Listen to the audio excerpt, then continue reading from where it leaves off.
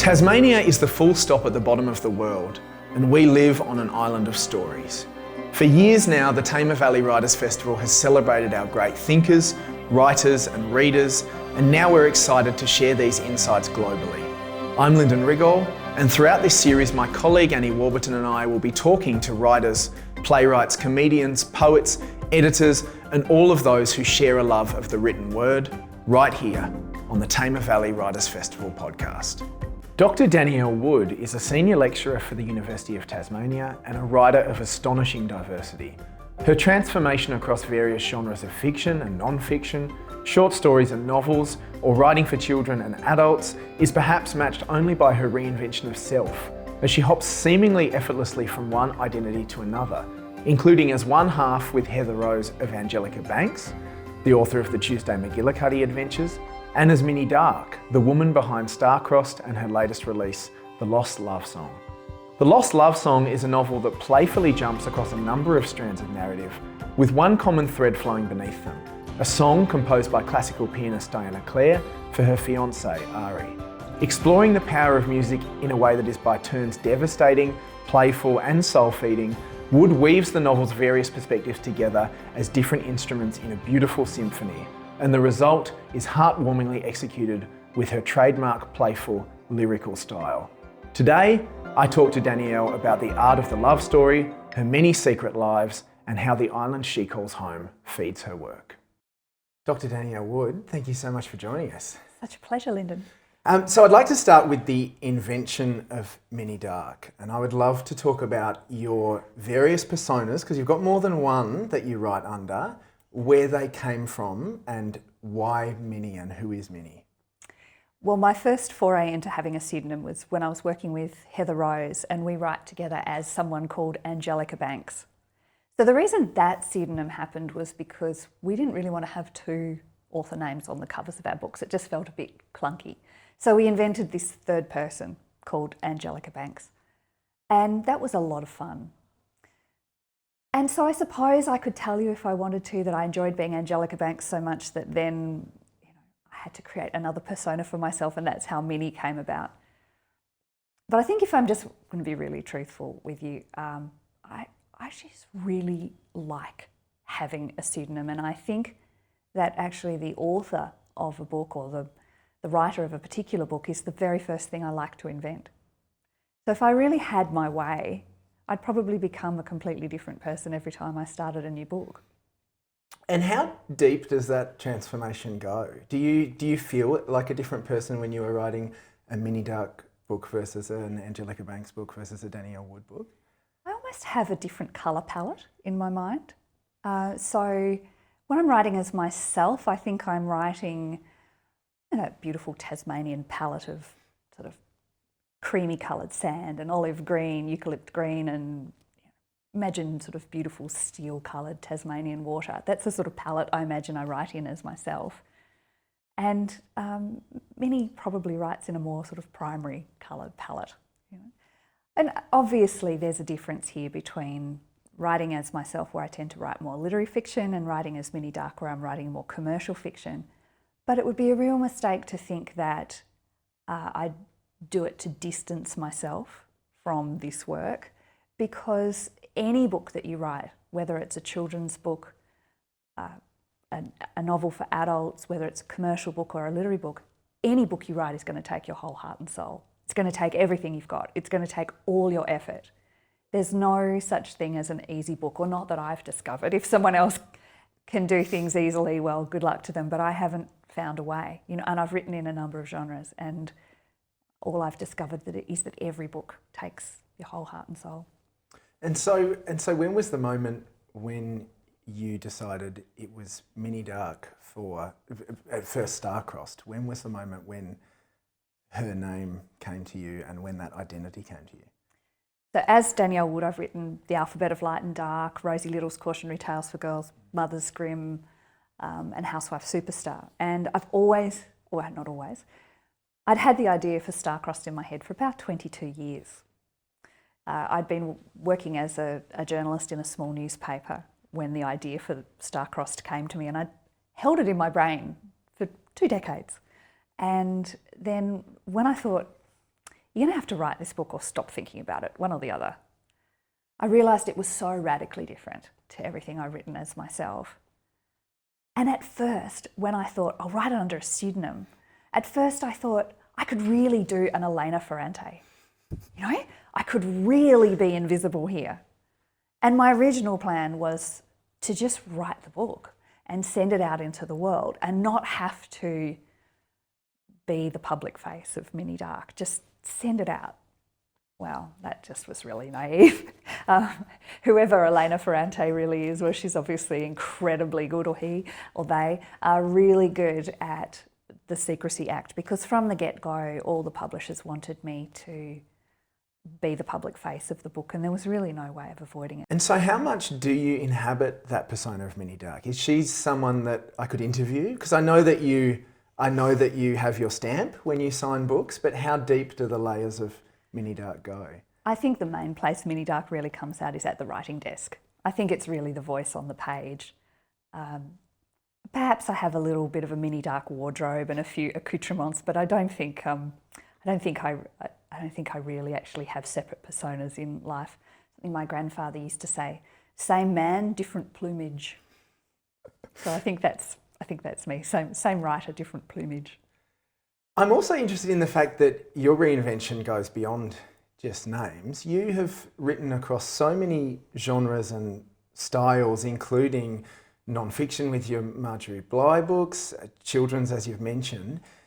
Do stories come to you with a genre, or do they do? Can you talk a bit about how you know when you're writing for a particular audience? Oh, that's such a great question, but for some reason it feels really hard to answer. What can I tell you about that?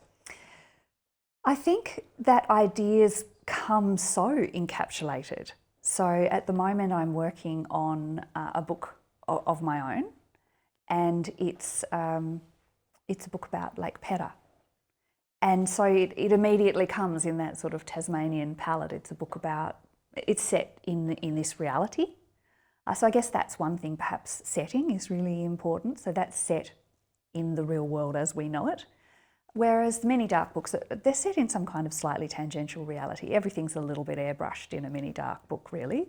And you're right, I have written across a lot of genres. The children's books, again, have sort of a different world that they inhabit. In the future, I'd like to have a tilt at writing fantasy. So I'm not a publisher's dream in that I keep doing the same thing over and over. I keep doing different things. That's partly because I love lots of different things. I read very widely, and I still love children's books. I like YA books. And I guess anything I really love to read, at some point I'm probably going to want to have a go at writing. Probably safely say I'll never write a horror story, because I don't like reading them, I'm easily scared.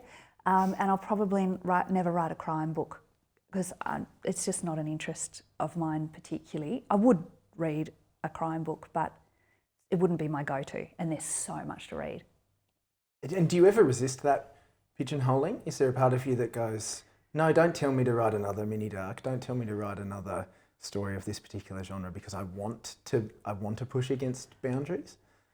At the moment, I've still got enough ideas in that world of Minnie Darks to be going on with, but if they ran out, I'd just stop. But unfortunately, ideas are not the problem. The problem is having time to get all the ideas on paper, and I wish I was faster as a writer, because I'm fussy about sentences, and you know, some people write and write and write and throw things out. I inch forward.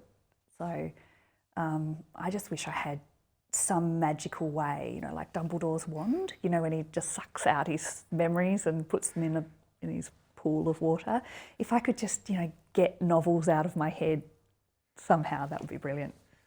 So can you talk a bit about your writing routine and how the process of a novel comes about? And for example, with the Lost Love Song, how long is that as a process? That's the quickest book I've written.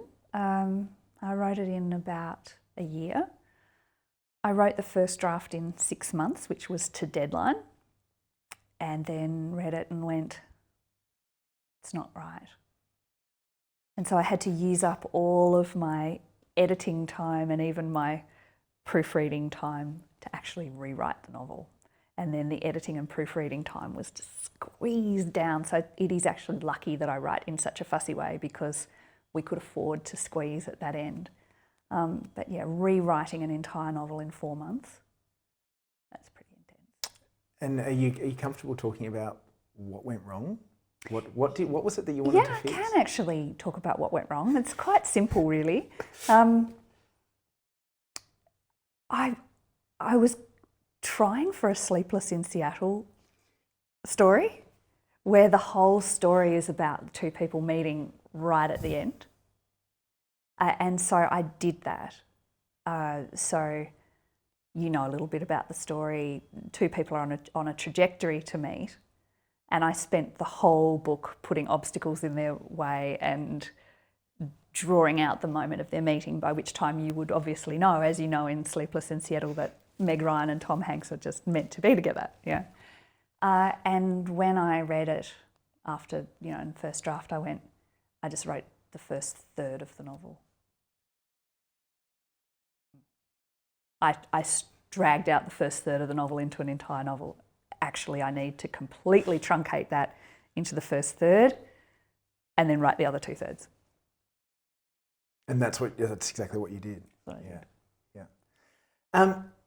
With the Lost Love Song, with Starcrossed, it feels like there's a concept that's at the heart of each of them that you're kind of using to frame everything else that happens, be it astrology, be it music. Is that where writing starts for you, with some big, broader idea, or does it start with something a little bit smaller and closer to home? You're absolutely right that's where it started, with those 2 books. Right. So far that's Minnie Dark's trademark. Yeah. But it won't be for her next book. She's not going to start with a concept for her next book, because it's really hard starting with a concept. So actually, next book I'm going to start with character and situation and go from there. Next Minnie Dark book. But there have been other things of mine that have started with a concept. There's a short story of mine that's published in Deep South, and it's called None of the Above. And it just came from the idea that I'd read 3 wildly different estimates of the length of the Tasmanian coastline. And I thought, how could they be so different? And then I thought, well, it depends on your measuring methodology, doesn't it? Because if you went around every little rock, it would be much longer than if you just took a curve. And if you're measuring a coastline, how far up do you go into rivers? Because if you went up every river and then into every creek, then the coastline would be virtually infinite, wouldn't it? So there was just this idea, you can't measure the Tasmanian coastline. That was the idea. And then I thought, I want to write a story about that, but now I'm going to need all the characters around all of that. So sometimes it's a concept, other times it's character and situation. One of the other things that's really interesting about this book in particular is it's not entirely happy. There are some real moments of darkness which have come as a shock to a number of readers, including myself. How do you strike a balance? When do you know in a Minnie Dark book to add that little bit more dark? I do know that I was taking a massive risk with the sadness in the book and where I placed it and what I did. I know that was a huge risk. So I had to work out if I could pull that off. And I just decided to go for it, really. I just tried to be truthful about emotions. And I think it's not by any stretch of the imagination a bleak book. There's a lot of joy in there as well. But just about any life is going to have that balance of sadness and happiness. So I think it's quite a truthful book, probably. Absolutely. One of the things that I've noted with the Lost Love Song, having been in a book club that's read the Lost Love Song, is that a big debate started about women's fiction and romance fiction and what is it appropriate to call this book, and does it cut people out to call it a particular type of book? Do you have any thoughts on romance and this idea of women's fiction as a genre and how comfortable you are with those labels? Does it make you cringe a little bit? Something that I have learned from the process of becoming Minnie Dark and writing these two books is that I think everything I know about romantic comedy or romance actually comes from the movies rather than from reading romances. So if you ask me what my biggest influences are, there'd be movies like Love Actually and Amelie. So I love sort of quirky love stories on screen. I love When Harry Met Sally, and I referenced Sleepless in Seattle a minute ago. It's not one of my favourites, but I've watched it. So I think there's more scope within romantic comedies or romances as in terms of movies. You can do quite a lot and quite a lot of different things. So I didn't feel like it was this heavily formulaic genre. I just love story, right? I mean, Jane Austen's books are love stories at one level. Of course, they do a whole heap more than that as well. So I didn't feel like in writing a love story I was necessarily putting myself in some kind of box. I reckon the love story is the great human story. And just about any kind of book that you read's got love of some sort in it. I mean, we're all obsessed with love, aren't we? So it doesn't feel like a small category to me. It actually feels like a massive category to me. But having written these two romance novels, I've been sort of fascinated by the fact that it's been picked up by romance blogs or people who write about romances, and they've said, these are very unusual. These are not your ordinary romance. These are not your classic romance. She's doing something different here. But I wasn't sort of setting out to do something different. I was just setting out to do what I thought needed to be done, and it was only later I realised there was some kind of template that I was ignoring or that I didn't know existed or something. Like I invented a dish that everybody's cooked like this for years. It's just I didn't know everybody else cooked it like that. Have any of the responses to Minnie's work surprised you? I think I get a little bit annoyed with those that feedback when people say, "Oh, it's not what I expected." I just get a little bit irked at that as a piece of feedback, because I don't think I ever critique a book on the basis of, well, it's not what I expected. I think I read a book and then I try to interpret it or understand it on its own terms. So I think one of the things you learn about writing into a genre is that there are going to be this set of readers who've got some expectation about tropes or plot points that you'll hit or whatever. And so possibly I'm a tiny bit annoyed by that kind of expectation that I will do certain things. I might, or I might not. I suppose that's all part of you reinventing the dish, isn't it? Is that they think they've ordered something, but it might actually be nice for them to see what else it could be. Yeah. This novel is heavily centred around music. Now, Minnie, in her biography, claims not to play music. That's true of you? That's, just checking. It's always a good idea. And yet it's so filled with references to music and technical details about music. How did you accommodate for your lack of musicality as a writer who wanted to explore musical ideas? So, people have regrets in their life, right? I have 3. One is that I never actually learned to play a musical instrument. One is that I didn't learn another language. And the other is that I was living in Mosman Park when Rose Hancock had a garage sale and I didn't know it was on. So they're my 3 regrets in life. Now, as for the not learning to play a musical instrument, this is nobody's fault but my own. My poor mother paid for me to go to violin lessons, piano lessons, cello, flute. I just never practiced. I just wasn't disciplined about it. But I am very musical. I love music. I was, for a brief time in my life, a singer in a small band. We were dreadful, but we had a lot of fun. So I love music deeply. My father is a person who doesn't really talk about his emotions very much. But I can always tell how he's feeling, like his emotional barometer is the music that he puts on. So when I was a little girl, Mum and Dad used to have these dinner parties and they used to stay up so late. And everyone would leave at like 2 or 3 in the morning, and then my dad would do the dishes. But he would crank the Pink Floyd like in the middle of the night while he's doing the dishes. And so I'd be lying there in my bed, you know, and he'd be playing "The Lunatic is on the Grass." You know, I'd be in my bed thinking, "Oh my God, the lunatic's on the grass." Or it could be Deep Purple or whatever. I've always learned to navigate emotion through music. If I need to cry, there are certain songs I'll put on and just make myself cry. If I need to do housework, there are certain songs I'll put on to make it possible to, you know, get up the energy to do the housework. So I think you use music all the time for so many things in terms of regulating your emotions or inspiring yourself. And of course, music is just incredibly attached to love. So it seemed like a really obvious structure for me.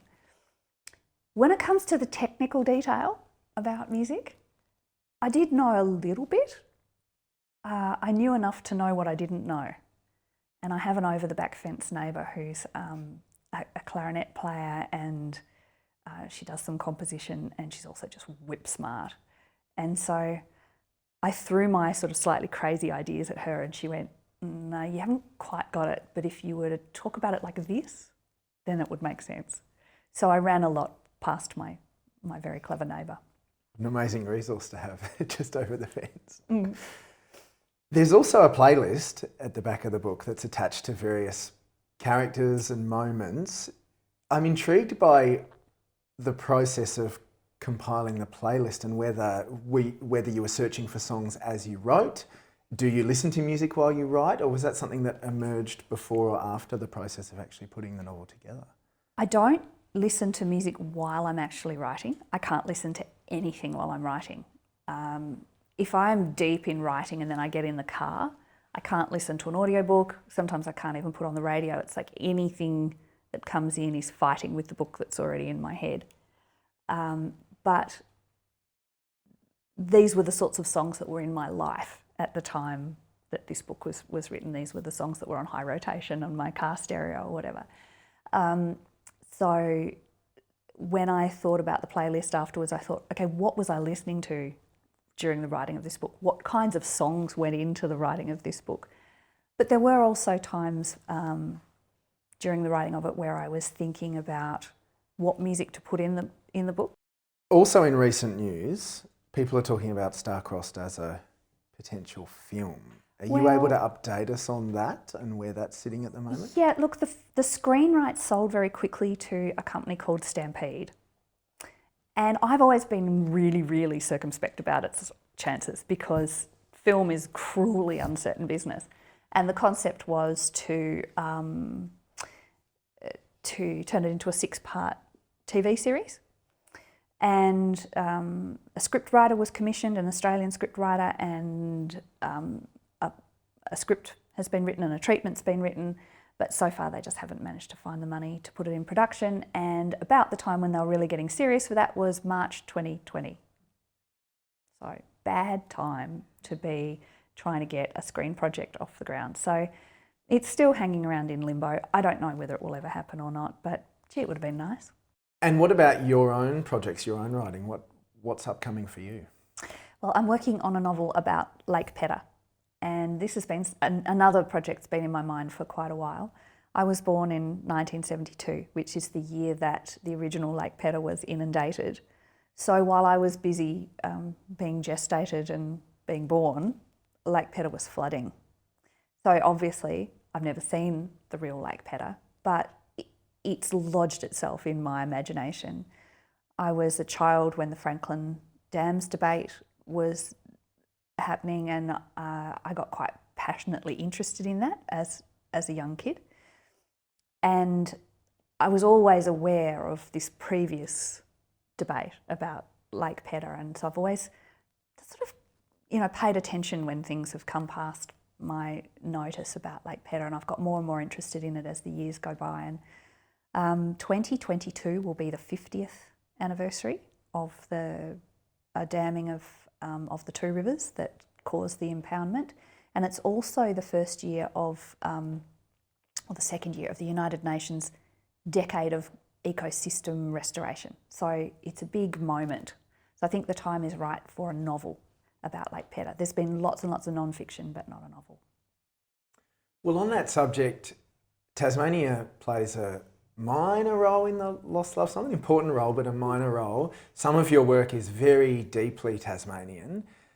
How important is Tasmania to you as a writer and to your creativity, would you say? Crucial. I'm deeply Tasmanian. I left here for 3 years to go to Western Australia and do my PhD, but other than that, I've always lived here. I think I grew up, like a lot of kids of my generation, thinking that in order to be successful at anything, you had to leave. That was a very strong idea as I was growing up. So you had to go at least to Melbourne or Sydney, but more likely London or New York if you were actually going to do anything successful. But I'm an only child. I'm very close to my parents. I love where I live. And somehow it never actually seemed sensible to leave. I wanted to live here. And being a writer is one of the things that you can do pretty much anywhere. And this is such a wonderful place to be a writer. Partly because we have brilliant, brilliant bookshops. Partly because we have an amazing readership, people who want to read about this island. And partly because we have this shared lexicon of stories. So we'll all grow up in this environment of knowing this particular set of stories, our kind of foundational stories. And of course you can, and Lake Pedder's one of those, and Franklin Dam's one of those stories. We all know those tales, and we're never going to exhaust them. We're always going to be looking at them from another angle and another angle and another angle. And that's one of the beautiful things too about writing here and being a writer here, is you're entering this conversation. So where a writer like Nan Chauncey might have said something about something and Christopher Koch has answered, and then Peter Conrad had something to say about it, and then Richard Flanagan had something to say about it, and then Robbie Arnott's had something to say about it. And so you're all having a conversation, across genres, across texts, across years.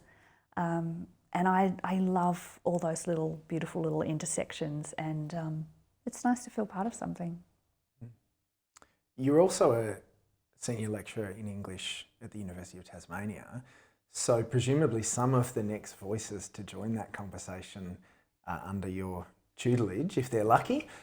What advice do you have for those people who want to join this literary landscape in Tasmania? Well, I taught you, Linda. You did, and fantastically. So I don't know, what advice did I have?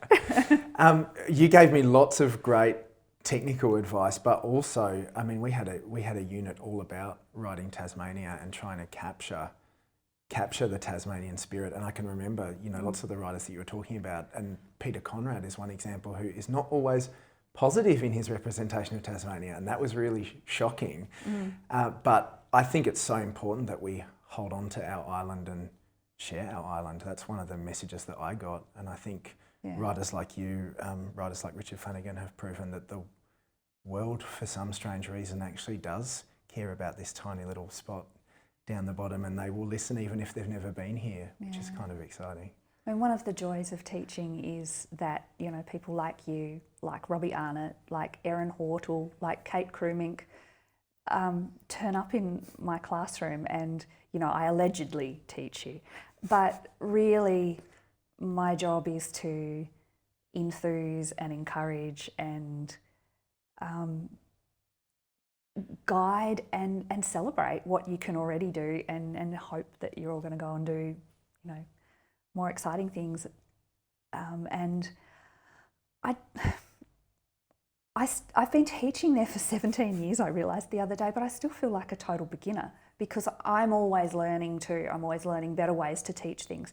Every year I change the way I teach because I think I've got a new idea about how it might be done, or a better way to communicate some particular idea. But some things stay the same, and I think one of the things that's at the bottom of my writing practice is the idea that writing is a combination of your own unique way that you see the world and your facility to control language in order to be able to convey that vision to other people. And you've got to be able to actually work on both halves of that equation. So I hear a lot of criticism about creative writing classes that they turn out kind of cookie cutter stories. But I've always encouraged people to write the story that only they can tell and then try to get their use of language to be equal to sending that out into the world. The other thing that's important is it is a writing course. Storytelling is one thing, and there are a million ways to tell stories. You can tell stories through filmmaking, visual art, mime, maybe even cake decorating, I don't know. Million ways to tell stories, but our classes are actually about writing. So if you're going to choose writing as your way of telling stories, then you need to have respect for the language. And so you'll probably remember there were things I was fussy about with grammar. Comma splices. Yeah, I was a little bit fanatical about that. So that's the other thing, is that I still feel it's worth fighting for punctuation and grammar and beautiful writing, which doesn't mean elaborate writing necessarily, but beautiful, crisp, clear writing, because you really have to craft language to say precisely what you mean. You can say vaguely what you mean quite easily, but if you want to say something very precisely, you're going to need precise language to do it. You've already talked about how that is an obsession of yours in your own writing. Do you ever find it hard to let go? Yeah. So how do you know when a book is done and it is time? How did you know when The Lost Love Song was done and it was time to say goodbye and let it live, even maybe if there was something that might not be perfect? Well, there was a deadline, which is always helpful for getting people to let go of things. I should confess, I should love the editing process. You know, I love it when I get back manuscripts from an editor and they've fussily picked over my sentences and picked up things that I haven't seen or suggested improvements. So I'm absolutely in my happy place by the time I'm copy editing or proofreading. That's way easier than creating the world from scratch. So yeah, I do sometimes find it a little bit hard to let go, but the place I really feel that is at the beginning. It's when I'm creating it. I do liken my process a little bit to pouring concrete walls. I don't know if you know of these kinds of walls. There are some of them up at Chauncey Vale. So someone's come along with a wooden form and they've poured concrete until it's just like about that high. And then you take the wooden form away and put it up again, and then you pour the next line of concrete. Okay. And so you make this wall by pouring individual bits of concrete. My writing's like that, because if I don't get the first one right, I actually just can't do the next one. So where I feel this anxiety about getting sentences right is right at the beginning, because if I haven't got it right, I can't go on and I can't go on and I can't go on. So the copy editing and proofreading at the end, that's actually not the hard bit, it's back at the beginning. The building, yeah. Now, Danielle Wood in 2002 wins the Vogel Prize with a book called The Alphabet of Light and Dark. How has that person's world changed from there to now? Oh, that's such a great question. So I won the Vogel Prize with a novel called The Alphabet of Light and Dark, which when I look at it now, I'm very pleased with the sentence level writing. I think it's quite nice at the sentence level. I think it probably rambles a bit. Wouldn't be surprised if people get a bit bored here and there. But I wrote that book as a PhD thesis when I had a boyfriend and a puppy. So then I had a baby and a husband and a dog, and that's when I wrote Rosie Little's Cautionary Tales for Girls. And then I had twins. Yeah. So instead of just being a sensible human and just surrendering to my life of sitting on a couch breastfeeding for a year, I decided that the obvious thing to do was panic about the fact that I'd never write anything ever again and write non-fiction. So that's when I wrote Housewife Superstar, the book about Marjorie Bly. And the reason I was able to do that was because it's non-fiction. So even when I had infant twins, I could write as long as I was writing about something that already existed. I just didn't have it in me to create a world.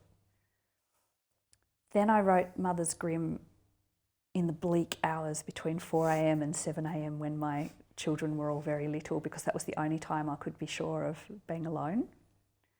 And the bleakness of the hour, I think, is very reflected in the stories.